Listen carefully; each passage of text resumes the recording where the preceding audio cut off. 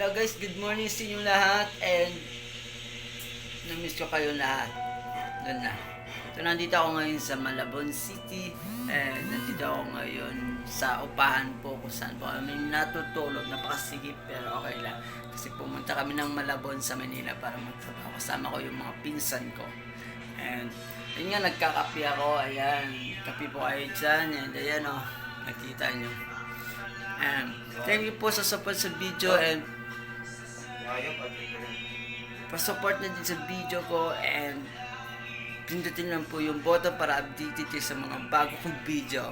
And I love you so much and sa mga dyan sa probinsya sa Aklan, ingat kayo dyan sa Calonsi, sa Sentro or sa Ile, sa mga suki ko at sa mga sumusuporta sa akin.